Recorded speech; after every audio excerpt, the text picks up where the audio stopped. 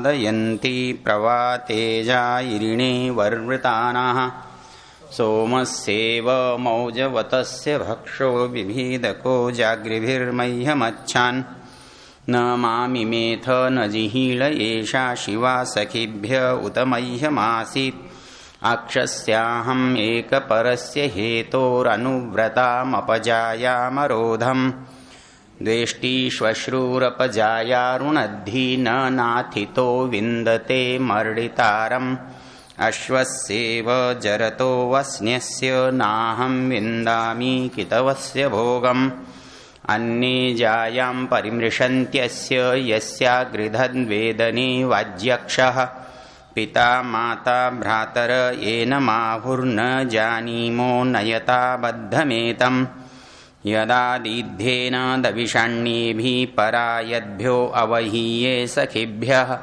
न्युक्ताश्च बभ्रवो वाचमक्रत Amy देशां निष्कृतं जारिणीव सभामीति कितवः पृच्छमानो जेष्यामीति तन्वा शुशुजानः अक्षासुवस्य वितरन्ति कामं प्रतीदीव्ने दधत आकृतानि इदं कुशिनो नितोदिनो निकृत्वा नस्तपनास्तापयिष्णवः कुमारदेष्णा जयतः पुनर्हणो मध्वा सम्पृक्ता कितवस्य बर्हणा त्रिपञ्चाशः क्रीळति व्रात येषां देव इव सविता सत्यधर्मा उग्रस्य चिन्मन्यवे नानमन्ते राजा चिदेभ्यो नमयित्कृणोति नीचा वर्तन्त उपरि स्फुरन्त्यहस्तासो हस्तवन्तं सहन्ते दिव्या अंगारा इरिणीन्युक्ता शीता सन्तो हृदयं निर्दहन्ति जाया तप्यते कितवस्य हीना माता पुत्रस्य चरतः क्वचित् नृणावा बिभ्यद्धनमिच्छमानोन्येषामस्तम् उपनक्तमीति स्त्रियं दृष्ट्वाय कितवं तताप अन्येषां जायां सुकृतं च योनिम् पूर्वाह्णे अश्वान्युजे हि बभ्रून् सुअग्नेरन्ते वृषलः पपाद यो वः सेनानिर्महतो गणस्य राजा व्रातस्य प्रथमो बभूव तस्मै कृणोमि न धनारुणद्भि दशाहं प्राचीस्तदृतं वदामि अक्षैर्मा दिव्यः कृषिमित्कृशस्व वित्ते रमस्व बहुमन्यमानः तत्र गावः कितवः तत्र जाया तन्मे विचष्टे सविताय मर्यः मित्रं कृणोध्वं खलु मृळतानो मानो घोरेण चरताभिधिष्णु निवोऽनुमन्युर्विशतामरातिरन्यो बभ्रूणां प्रसितोन्वस्तु। आदरणीय सन्यासी महानुभाव, वानप्रस्थीजन, माताओं, बहनों, बंधुओं, आचार्य महानुभाव, इस सूक्त को आप जितनी बार पढ़ेंगे क्या विशेष बात लगेगी? इसमें मनोविज्ञान है।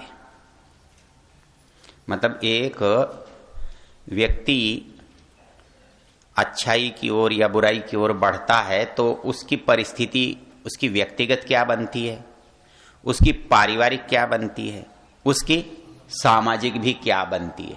आप इन तीनों चीजों को इस सूक्त के अंदर देख सकते हैं।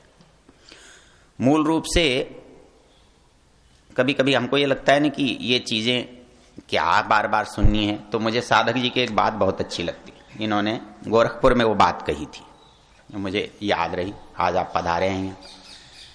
ये कहने लगे कि मैं भाषण देके वानप्रस्थ आश्रम में, बोले नीचे आया तो एक माता जी मिल गई। वो कहने लगी कि मैं तो 35 साल से भाषण सुनती हूं यहां, मुझे कोई भाषण नया नहीं लगता।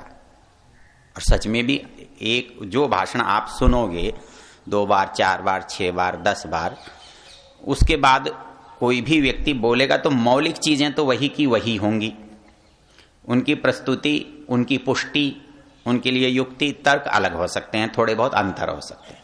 हर एक का नयापन केवल उसके समायोजन में होता है, उसके संयोजन में होता है।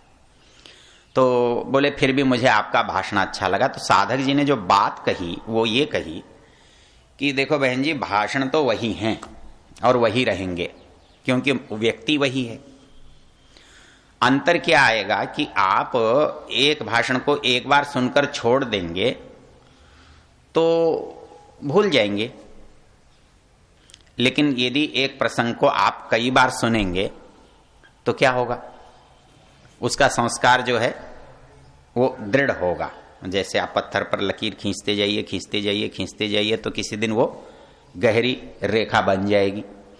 तो इसलिए जितनी बार उन बेहतर चीजों को, अच्छी चीजों को सुना जा सकता है, उतना ही हमारा संस्कार दृढ़ होता है। मूल बिंदु क्या है? मूल बिंदु है व्यक्ति, और व्यक्ति की जो मौलिक प्रवृत्तियां हैं वो सदा से ऐसी ही रही हैं और आगे भी ऐसी ही रहेंगी। मतलब जो बात हम कह रहे हैं वो आज भी क्यों ठीक है, कल क्यों ठीक थी और आगे क्यों ठीक होगी? इसलिए ठीक होगी कि मनुष्य नहीं बदलने वाला। भगवान ने इसको जो बनाकर भेजा है उसका मूल भाव परिवर्तित कभी नहीं होने वाला। उसकी आवश्यकताएं, उसकी इच्छाएं, उसकी भावनाएं, मतलब उसका जो बुद्धि का क्रम, वो कभी नहीं बदलने वाला, वो शाश्वत है। तो जब मूल चीज शाश्वत है तो उसके चलने के रास्ते भी शाश्वत ही होंगे। जब कभी कोई व्यक्ति कहता है ना, अरे पंडित जी आप तो पुरानी बातें करते हो, क्या कहते हैं? यही तो कहते हैं ना, आप तो पुराने जमाने की बात करते हो। तो प्रश्न ये है कि जो बात हम पुराने जमाने की कर रहे हैं, तो जिस संदर्भ में कर रहे हैं वो जमाना क्या नया है क्या? आज भी वैसा ही है। एक दिन मैं और मुनि जी वहां गए चेन्नई। चेन्नई का समाज बड़ा है, 8-5-7 बहुत अच्छे स्कूल चलते हैं उनके, और उनकी बड़ी प्रतिष्ठा है। मंत्री, मुख्यमंत्री, केंद्रीय मंत्रियों के बच्चे वहाँ पढ़ते हैं। और वो उनकी योग्यता ये है कि हमारे वो आर्य जी हैं, जयदेव आर्य जी, वो पंडित सुखदेव जी के भाई हैं, दर्शनाचार्य, जो गुरुकुल कांगड़ी के उपाचार्य होते थे। वो भी गुरुकुल कांगड़ी के स्नातक हैं। वो कहने लगे हमने कभी जीवन में किसी से रिश्वत नहीं ली, तो हम योग्यता के आधार पर प्रवेश देते हैं, तो हमारे उसमें बहुत सभी लोग इच्छुक रहते हैं। तो वो एक बात जो कह रहे थे, उनके साथ एक कालराजी होते थे, अभी उनका देहांत हो गया, इस बार हमें नहीं मिले। वो पहली बार हम गए थे तो मिले थे। हमने कहा जी प्रधान जी से मिलना है, तो उन्होंने कहा जी प्रधान जी कल शाम को 4 बजे दफ्तर में मिलेंगे। आर्य समाज के प्रधान को 4 बजे कल दफ्तर में मिलना ऐसा थोड़ा सा सामान्य नहीं है। ठीक है, कोई बात नहीं। हम दोनों 4 बजे उनके कार्यालय में गए, तो वो कालराज जी ने जो हमसे सबसे पहला प्रश्न किया वो एकदम चौंकाने वाला था। वो कह लेंगे आप यहाँ क्या करने आए हैं? उपदेशक तो यहाँ वैसे ही बहुत हैं, क्या करने आए हैं? जब वो अगली बात तो उन्होंने नहीं की उपदेशक हैं, लेकिन वो आप क्या करने आए हैं? मैंने कहा कपड़ा बेचने आए। अरे भाई हम क्या करने आएंगे? हमारी जरूरत, भाई हम कपड़ा बेचते हो, आपके यहाँ कपड़ा बहुत अच्छा मिलता है, हमारी जरूरत नहीं है। कोई लोहे का सामान बेचने आए हैं, आपके यहाँ बनता है, हमारी जरूरत नहीं है। भाई आपके यहाँ कुछ और अच्छी चीजें बन रही हैं, हमारे आने की जरूरत नहीं है। मैंने कहा कालराज जी हमारे आने की जरूरत बताऊं क्यों है? बोले बताओ क्यों है। मैंने कहा आपके घर में सास बहू का झगड़ा होता है कि नहीं होता है? चौंके वो, बोले इससे मतलब बताओ होता है कि नहीं होता है? बोले ये तो सामान्य बात है। मैंने कहा हमारा आना भी सामान्य बात है, हम भी उसी सामान्य क्रम में आते हैं। जब तक मनुष्य में राग, द्वेष, क्रोध, मोह, ईर्ष्या ये प्रवृत्तियां रहेंगी, तब तक उनको बताने समझाने वाला भी रहेगा। तो मैंने कहा कि जिस दिन तक आपके यहाँ कोई पास पड़ोसी गाली वाली तो नहीं देता, झगड़ा तो नहीं होता किसी से, आपके बाजार में तो बड़ी शांति होगी, कोई किसी को कुछ कहता ही नहीं होगा, पुलिस की आपको जरूरत ही नहीं पड़ती होगी। तो फिर अगले दिन समाज में मेरा व्याख्यान था, तो इसी पर मैंने पूरा व्याख्यान दिया कि भाई हमारे आने की क्या जरूरत है। तो हमारे जो आने की जरूरत है वो सब जगह है और सदा है और सबके लिए है। कहीं मुझे सुनना है, कहीं आपको सुनना है, कहीं दोनों को सुनना है, कहीं तीसरे को सुनना है। क्या सुनना है कि हम जिन प्रवृत्तियों से चलते हैं उन प्रवृत्तियों पर हम नियंत्रण कैसे करें, ये बात हमें सीखनी है। और ये बात सतत सीखने की है, क्योंकि बुराई भी सतत बरस रही है। झगड़ा क्या है? हमारा सतत करना क्यों आवश्यक है? क्योंकि दूसरा पक्ष सतत क्रियाशील है और दूसरा पक्ष सतत क्रियाशील है होने के साथ साथ बहुत स्वाभाविक है। हम दो चीजों में बड़े विचित्र रहते हैं। एक चीज स्वाभाविक बुराई की ओर ले जाती है और अच्छाई की ओर ले जाने वाली वो स्वभाव तो है किसी दूसरे का, पर जिसके साथ हम जा रहे हैं वो उसका नहीं है। समझ में आया? मतलब हम मन के साथ अच्छाई की ओर जाना चाहते हैं और मन बेचारा क्या है, मूल रूप से अच्छाई वाली चीज का तो है नहीं, वो तो प्रकृति का है, तो वो सहज भाव से उधर की ओर लुढ़कता है। एक दिन मुझे एक व्यक्ति ने कहा कि जी मूर्ति पूजा इतने लोग करते हैं। मैंने कहा करते हैं। बोले तो इतने गलत नहीं होते। मैंने कहा बिल्कुल नहीं होते। मैंने कहा ऐसा है कि एक गांव में 1000 लोग रहते हैं और उनमें एक ही पढ़ा लिखा है और 999 अनपढ़ हैं। मैंने कहा बेहतर कौन है? मेरे ख्याल से संख्या ज्यादा है, वो बेहतर होने चाहिए। बोले नहीं, वो तो एक ही बेहतर है। तो मैंने कहा क्या निष्कर्ष है? निकला निष्कर्ष ये निकला कि भाई जो अच्छा है वो बेहतर है, संख्या से उसका कोई संबंध नहीं है। मैंने कहा दूसरी बात, मैंने कहा मूर्ति पूजा करते नहीं है, करते थे, करते हैं और करते रहेंगे। मानोगे इस बात को? कहेंगे नहीं, ऋषि दयानंद ने तो ऐसा नहीं लिखा। ऋषि दयानंद ने तो लिखा है कि 2600 साल पहले से चल रही है। मूर्ति पूजा एक प्रतीक है। मूर्ति पूजा वस्तु नहीं, मूर्ति पूजा एक प्रतीक है। प्रतीक किसका है? अज्ञानता का। प्रतीक किसका है? अज्ञानता का। मतलब एक आदमी समझता है तो मूर्ति पूजा छोड़ता है, समझता है तो मूर्ति पूजा करता है, ऐसा नहीं है। आप इस बात पर गौर करेंगे कि आदमी समझता है तब मूर्ति पूजा सीखता है, ऐसा नहीं है। आदमी समझता है तब, तो स्वाभाविक कौन सी चीज हुई? न समझना। और आदमी पैदा कैसा होता है? समझदार कि ना समझ? बनाया क्या जाता है? समझदार। तो कम कौन होंगे भाई? जो बनाया जाएगा वो कम होगा और जो पैदा होगा वो निश्चित रूप से अधिक होगा। तो अधिक होना ही यदि किसी चीज की कसौटी है तो फिर अनपढ़ रहना सबसे ज्यादा जरूरी चीज है। क्यों? कि उनकी संख्या सदा ही अधिक है, अधिक थी, अधिक रहेगी। क्योंकि हर पैदा हुआ व्यक्ति अनपढ़ है, कोई भी क्यों ना हो। तो ऐसी परिस्थिति में आपको यह कहना कि क्योंकि बहुत लोग करते हैं इसलिए ठीक है, मैंने कहा यह तो कोई तर्क नहीं है। बहुत लोग स्वाभाविक रूप से जो करते हैं, क्योंकि हमारा ज्ञान क्या झगड़ा है? स्वाभाविक और नैमित्तिक। हमारी जो संवेग है ये क्या है? स्वाभाविक। और रोकने का प्रयत्न जो क्या है? नैमित्तिक। तो कौन ज्यादा होगा? जो स्वाभाविक है। तो हमारी जो मूल प्रवृत्तियां हैं वो स्वाभाविक हैं। हर प्राणी में, मनुष्य में ही नहीं, हर प्राणी में जिस दिन से वो पैदा हुआ है वो रहेंगी। वो रहेंगी तो अब उनके रहने मात्र से यदि हमारा काम चलता हो तो हमें दूसरा प्रयत्न नहीं करना चाहिए। लेकिन उनके रहने मात्र से चलता है क्या? चलता है, पशुओं का चलता है। क्या पशुओं के चलने को आप स्वीकार करेंगे? वहां तो वो डार्विन वाले सिद्धांत चलते हैं, सर्वाइवल ऑफ द फिटेस्ट। जो ताकतवर है वो जिंदा रहता है, जो कम ताकत वाला है वो खत्म हो जाता है। क्या मान लोगे इसको? तो आप चल सकते हो, जैसी आपके संवेग हैं, जैसी आपकी मूल प्रवृत्तियां हैं, जैसी आपकी भावनाएं हैं, जैसी आपकी इच्छाएं हैं। अजी हम तो अपनी मन से चलते हैं, चल सकते हो। अजी हमारी तो इच्छा है, दिल जो भी कहेगा मानेंगे उसकी दुनिया में। दिल ही तो एक हमारा है। तो अब दिल कहता है, आप मान भी सकते हो, मान लो। लेकिन सब अपने दिल की मानने लगेंगे, परिणाम? एक वस्तु को सब चाहने लगेंगे, परिणाम? तो जब दो बातें स्वाभाविक हैं, मैं चाहता हूं, यह इच्छा स्वाभाविक है, लेकिन मुझे नहीं मिलती है तो जो होने वाला काम है वो स्वाभाविक है कि नहीं? भाई मैं लेने गया और दूसरे ने मुझे नहीं दी, फिर क्या होगा? फिर दूसरी प्रवृत्ति काम आएगी, वो भी स्वाभाविक है कि नहीं? जब दो स्वाभाविक वृत्तियां टकराएंगी तो फिर क्या होगा? नाश।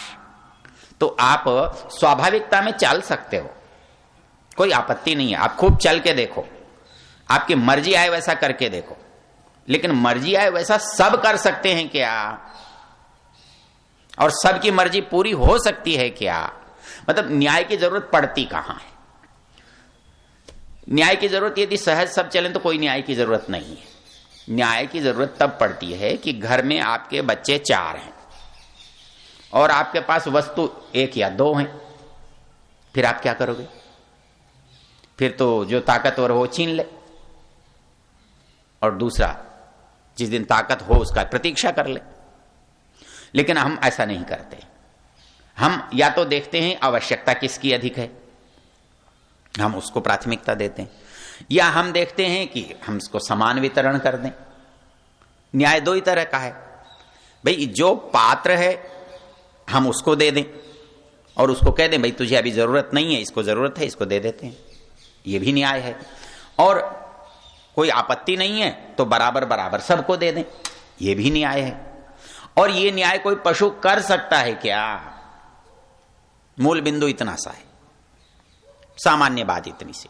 क्यों कि इसको एक दूसरे शब्दों में मैंने पीछे दोहराया था कि हमारी इच्छाएं असीम हैं और हमारी आवश्यकताएं सीमित हैं। मतलब 2 बातें ध्यान रखने की हैं, इच्छाएं असीम हैं और आवश्यकताएं सीमित हैं। आवश्यकताओं की पूर्ति के लिए संसार में साधन पर्याप्त हैं।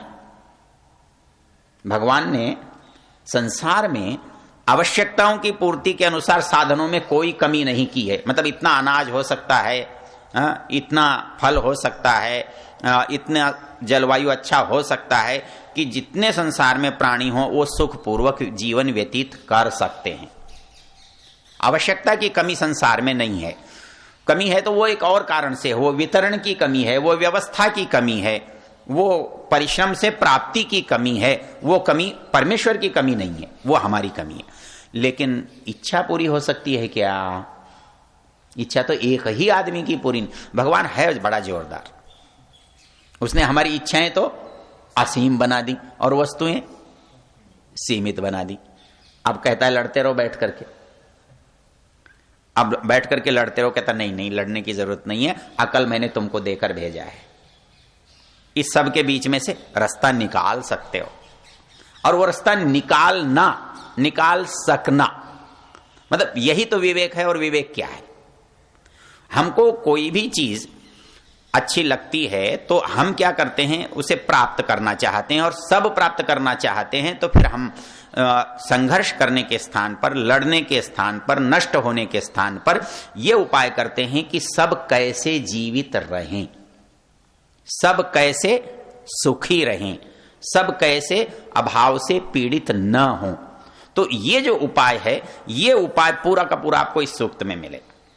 मतलब आप जब भी बुराई करते हैं तो न्याय व्यवस्था के विपरीत जाते हैं। मतलब मूल बिंदु कितना सा है? चाहना और परिश्रम करके पाना। परिश्रम करके पाना बिल्कुल ऐसा है मूल्य देकर लेना, और चाहना ऐसा है बिना मूल्य दिए किसी का हड़पना। अब दोनों में से क्या पसंद करेंगे? अच्छा, पसंद तो आदमी कोई भी कर सकता, लेकिन इसमें एक वेद का मंत्र आपको याद रखना पड़ेगा। दृष्ट्वा रूपे व्याकरोत सत्यानृते प्रजापति अश्रद्धाम अनृते अदधात श्रद्धाम सत्य प्रजापति। जो उचित है, जो न्याय संगत है, जो होना चाहिए, वो भी मनुष्य उसके प्रति सहज भाव से श्रद्धाम अदधात उसको स्वीकार कर लेता है। मतलब उसके साथ एक बार उसकी कोई चीज छिन भी जाए, लेकिन यदि उसे ऐसा लगे कि करने वाले ने मेरे साथ अन्याय नहीं किया, बुरा मान सकता है, लेकिन यह नहीं कह सकता कि मेरे साथ गलत हुआ। वो ये सकता है कि भाई मेरा पक्ष नहीं लिया, यह हो सकता है, लेकिन मैं जो चाहता था वो इसने नहीं किया, यह हो सकता है, लेकिन कोई गलत हुआ यह नहीं कह सकता। तो परमेश्वर ने क्या किया भाई? अच्छे के प्रति सहज श्रद्धा, अर्थात इसके लिए पढ़ने की जरूरत नहीं है, आदमी को बहुत डिग्री लेने की जरूरत नहीं है कि सही क्या है और गलत क्या है जानने और सोचने के लिए। इसके लिए स्वामी दयानंद की पंक्ति याद करो तो, आत्मा सत्य और असत्य का जानने आ रहा है, परंतु फिर भी अविद्या, हठ, स्वार्थ, दुराग्रह वश असत्य की ओर झुक जाता है। तो और इसके लिए रोकने की बात 3 जगह कही है। जब हम गलत करते हैं तो हमारे मन में भय, शंका, लज्जा। कहता ये किसकी प्रेरणा है? यहां विशेष रूप से ऋषि एक बात कहते हैं, ये आत्मा की नहीं, ये किसकी? परमात्मा की है। वो कहता है गलत कर रहा है, ये मत करना। और जब बुरा करता है तो ये तो, और अच्छा करता है तो उत्साह, आनंद और निर्भयता, यह स्वाभाविक है। तो इसलिए जब आप अच्छे और बुरे की कसौटी जानना चाहते हैं तो उसके लिए आपको ये बाहर ही नहीं है। सुरेंद्र जी ने एक बहुत अच्छी बात कही थी, वेद स्मृति सदाचार स्वस्य च प्रियमात्मन। वहां मतलब धर्म का जो लक्षण है उसमें 4 बातें हैं। इसमें क्या विशेष बात कही थी उन्होंने, यदि याद हो तो? हाँ, वेद को चारों से जोड़ना, वेद को चारों से जोड़ना, मतलब वेदानुकूल है वो तो अच्छा है ही, और उसके बाद स्मृतियों में भी कौन सा अच्छा है? जो वेदानुकूल है। उसके बाद सदाचार, जो मनुष्य सज्जन कहते हैं वो कौन सा अच्छा है? वो जो वेदानुकूल। और आत्मा में कौन सा अच्छा है? जो वेदानुकूल। वेदो खिलो। तो इसलिए हमको वेद क्यों, कि भाई वेद में जो बात जैसी चाहिए मनुष्य को करनी वो इसमें कही है। और ये सूक्त आप एक सामान्य व्यक्ति के लिए बहुत अच्छी तरह कहता है। और चलिए थोड़ा शब्दार्थ देख लेते हैं, बाकी बात आपकी फिर करते हैं। मतलब शब्दार्थ देखो कितना आसान है। वो ये कह रहा है कि मेरी पत्नी जुआ खेलने से मेरे से दूर हो गई। एक जुआरी की भावना है कि पहले वो ठीक थी और जुआ खेलने से वो कहता न मां मिमेथ न जिहिल ऐशा शिवा सखीभ्य उत्तमय्यम आसीत। शिवा आसीत कैसी थी? कल्याणकारिणी थी, अच्छी थी। शिवा आसीत उत्तमय्यम, मेरे लिए तो थी ही, बाकी कहता है न मिमेथ, मिमेथ पीड़ा देने वाली, कष्ट देने वाली नहीं थी, न जिहिल अनादर करने वाली भी नहीं थी, और शिवा आसीत कल्याणकारिणी थी। और मेरे लिए ही नहीं, सखीभ्य जो मेरे साथ घर आने जाने वाले थे उनके लिए भी। लेकिन हुआ क्या? अक्षस्याहम एक परस्य हेतु, एक अकेले जुए से, एक परस्य हेतु अनुव्रताम, अनुव्रत याद करो, अनुव्रत पितु पुत्रो मात्रा भवतु सम्मना। तो कहता है ये जाया कैसी थी? अनुव्रताम। भाई जो कहता था वो मानती थी, जैसा मेरा विचार था वैसा चलती थी, जैसा संकल्प था वैसा उसका था। ऐसे जायाम अपरुरोधम, मैंने क्या कर दिया? हाँ बोले उल्टा कर दिया, ऐसे ऐसे जाया को उल्टा कर दिया। तो ये क्यों हुआ? बोले एक जुए के कारण से। तो ये जुआ क्या है कि मनुष्य को जो सुख मिलता था, जो उसके पास सुविधा थी, उस सुविधा के संतुलन को इसने बिगाड़ दिया। और दुख कुछ नहीं है, संतुलन का बिगड़ जाना ही तो दुख है, और संतुलन का बना रहना ही सुख है। तो ये कहता है कि संतुलन बिगाड़ने का ये कारण है, इसलिए ये दुख का कारण है। इसके कारण से हमारे जो लोभ का भाव है वो बढ़ जाता है, तो संतोष का भाव समाप्त हो जाता है, और संतोष का भाव समाप्त हो गया तो संतोषात अनुत्तम सुख लाभ। मतलब सुख का जो आधार है वो संतुष्टि होना है, और संतुष्टि का संबंध किससे है? संतुलन से है। मतलब जब तक संतुलन नहीं होगा तो संतुष्टि नहीं हो सकती, और संतुष्टि नहीं होगी तो सुख नहीं होगा। इसलिए जितने कारण हमारे संतुलन को बिगाड़ने के हैं वो सब क्या हैं? दुख के कारण हैं। और वो वस्तुओं पर निर्भर नहीं करते, वो निर्भर करते हैं हमारे अंतःकरण पर, हमारी मनोवृत्तियों पर, हमारी इच्छाओं पर।